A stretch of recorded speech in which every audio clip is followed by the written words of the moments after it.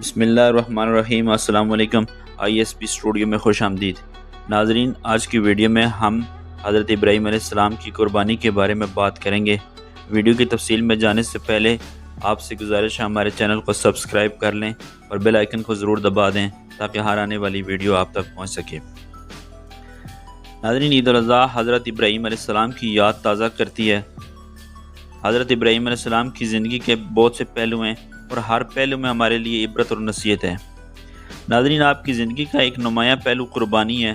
اللہ کی رضا اور خوشنودی کے لیے اس کے دین کی دعوت و تبلیغ اور اس کے فروغ کے لیے جس بڑی سے بڑی قربانی کا تصور کیا جا سکتا ہے، حضرت ابراہیم علیہ السلام نے وہ قربانی پیش کی۔ حضرت ابراہیم علیہ السلام عراق کے شہر عرب میں پیدا ہوئے۔ وہاں کی آبادی ستارہ پرست تھی۔ حضرت ابراہیم علیہ السلام نے اس سے کہا، یہ ستارے تو خود کسی برتر ہستی کے احکام کے پابند ہیں، کیا تم نہیں دیکھ رہے؟ تمہارے ستارے اور سیارے، چاند اور سورج اسی کے حکم سے گردش کر رہے ہیں، ان میں سے کوئی بااختیار نہیں ہے۔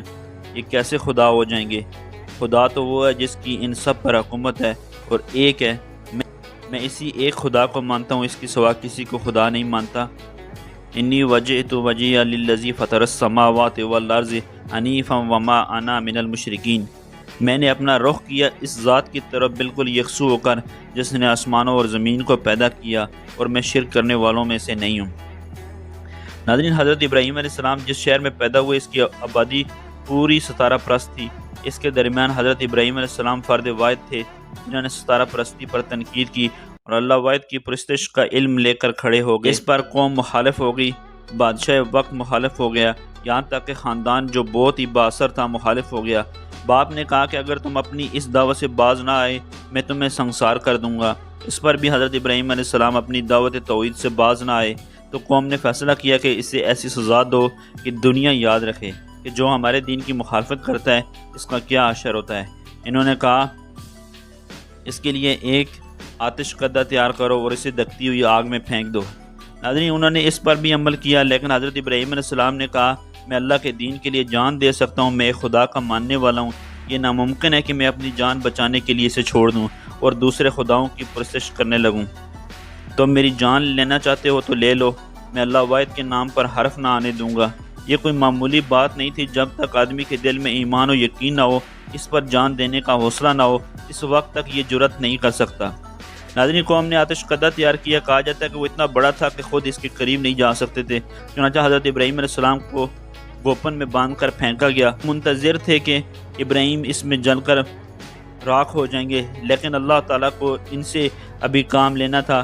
اس نے آگ سے کہا، یا نار کونی بردم و سلاما علی ابراہیم، اے آگ تم ٹھنڈی ہو جاؤ اور ابراہیم کے لیے سلامتی بن جاؤ۔ آگ کیوں جلاتی ہے؟ سائنس اس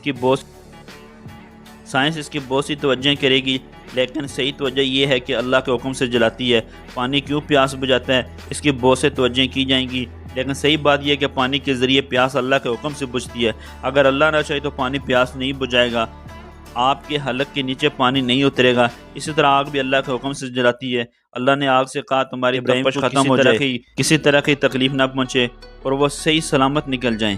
چنانچہ آگ نے حضرت ابراہیم علیہ السلام کو نہیں جلایا اور وہ صحیح سلامت اس سے نکل آئے۔ ناظرین، قرآن نے کہا، انہوں نے ابراہیم کے خلاف ایک چال چلی، لیکن اللہ نے ان کی چال کو ناکام کر دیا۔ ایک دوسرے مقام پر کہا، ہم نے ان کو نیچا کر دیا۔ ناظرین، پہلی قربانی حضرت ابراہیم علیہ السلام نے اللہ کے دین کے لیے جان کی دی۔ انہوں نے ثابت کر دیا کہ وہ دین و ایمان کی خاطر اپنی جان کا نذرانہ بھی پیش کر سکتے ہیں۔ یہ قیامت تک کے لیے اللہ واحد کا نام لینے والوں کے لیے نمونہ ہے۔ سوچئے ہم میں سے کتنے ایسے ہیں جو جان پر کھیل کر خدائے واحد کی عبادت و اطاعت کا اعلان کریں۔ ناظرین، حضرت ابراہیم علیہ السلام جب آگ سے باہر نکل آئے تو کہا کہ اب میں یہاں نہیں رہ سکتا۔ فرمایا، میں اپنے رب کی طرف جا رہا ہوں، میں یہ بستی چھوڑ رہا ہوں۔ اب یہ سرزمین، یہ بستی مجھے قبول نہیں کر رہی تو میں یہاں نہیں رہوں گا۔ آدمی کو اپنے وطن سے محبت ہوتی ہے، لیکن حضرت ابراہیم علیہ السلام نے معاذ اللہ کے لیے اسے چھوڑ دیا۔ وہ سرزمین چھوڑ دی جس میں پیدا ہوئے، پلے بڑے اور پرورش پائی، جہاں ان کا معزز خاندان رہتا تھا، جس آبادی میں نبوت کا اعلان کیا اور اللہ واحد کی پرستش کی دعوت دیتے رہے۔ سوچئے یہ کتنی بڑی قربانی تھی۔ سوچئے ہے کسی کا جگر کہ وہ معاذ اللہ کے دین کی خاطر اپنے وطن کو چھوڑ دے اور کسی دوسری جگہ چلا جائے۔ ناظرین، وطن سے نکلتے ہوئے حضرت ابراہیم علیہ السلام نے دعا کی کہ اللہ مجھے نیک اور صالح اولاد دے۔ اللہ نے فرمایا، ہم تمہیں بطور انعام ایک ایسا بچہ عنایت کریں گے جو بہت ہی بردبار، صبر کرنے والا اور مشکلات کو برداشت کرنے والا ہوگا۔ ناظرین، حضرت اسماعیل علیہ السلام بڑھاپے میں پیدا ہوئے۔ ابھی وہ اپنی ماں ہاجرہ کی گودی میں تھے کہ حضرت ابراہیم علیہ السلام کو ایک اور آزمائش سے گزرنا پڑا۔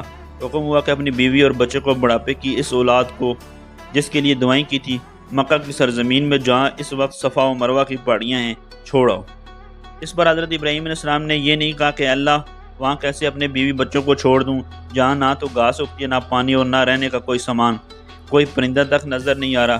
حضرت قرآن نے حضرت ابراہیم علیہ السلام کے متعلق کہا کہ اللہ نے انہیں جو حکم دیا، انہوں نے اس پر فوراً سر تسلیم کیا۔ اذ قال لہ ربہ اسلم قال اسلمت لرب العالمین، جب تمہارے رب نے اس سے کہا کہ میرے حکم کے سامنے جھک جاؤ، تو اس نے کہا میں رب العالمین کے لیے جھک گیا۔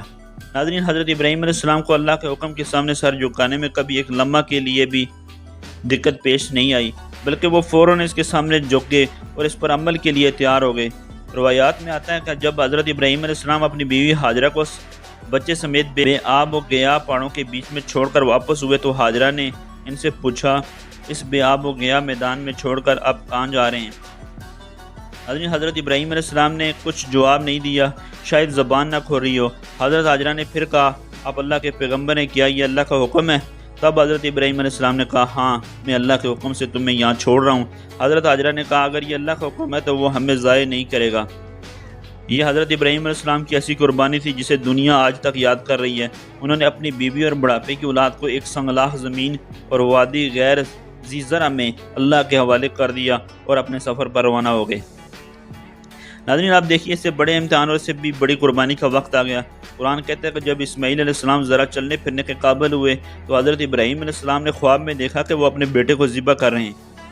ناظرین، روایاتوں میں آتا ہے کہ 1 مرتبہ دیکھا، 2 مرتبہ دیکھا، 3 مرتبہ دیکھا۔ انہیں خیال ہوا کہ خواب جھوٹا نہیں ہو سکتا، اللہ کی مرضی یہی ہے، میں اللہ کے حکم پر اس بچے کو ذبح کر دوں۔ آپ قربانی کا جو بھی تصور کر سکتے ہیں، اس سے بڑی قربانی کا تصور نہیں کر سکتے۔ قرآن کہتا ہے حضرت ابراہیم علیہ السلام نے اپنے بیٹے اسماعیل سے کہا، انی ارا فی المنام انی اذبحک فانظر ماذا تری، بیٹے میں نے خواب میں دیکھا کہ میں تجھے ذبح کر رہا ہوں، بتا تو تمہارا کیا خیال ہے؟ ناظرین، یہ معصوم بچہ، ذرا سوچیے اس کی کیسی تربیت ہوئی تھی کہ فوراً بول پڑا، ابا جان آپ کو جو کچھ حکم دیا اس پر عمل کیجئے، آپ دیکھیں گے کہ میں گھبراؤں گا نہیں، آپ کی اس اقدام پر بھی میں ثابت قدم رہوں گا۔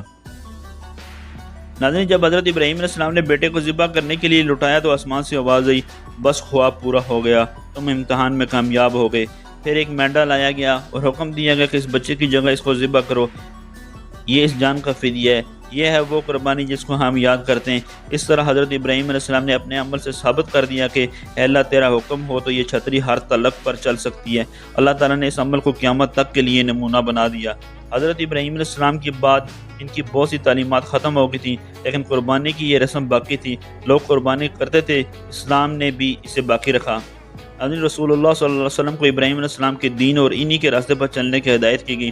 قرآن مجید نے کہا ہے، پیغمبر دنیا والوں کو بتا دیجئے، میرے رب نے مجھے سیدھا سچا راستہ دکھایا، دین قائم جو ابراہیم کا طریقہ ہے، اور ہر طرف سے کٹ کر اللہ کے لیے یکسو ہو گیا تھا، وہ مشرکوں میں نہیں تھا۔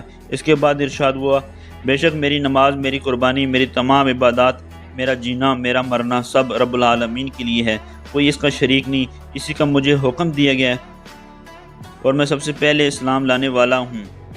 ناظرین، مطلب یہ کہ یہ ہرگز نہ ہوگا کہ میں دنیا والوں سے تو کہوں کہ اللہ کی راہ میں اپنی زندگی لگا دو اور خود دوسری طرف چل پڑوں، نہیں، بلکہ سب سے پہلے میں خود اس پر عمل کرنے والا ہوں۔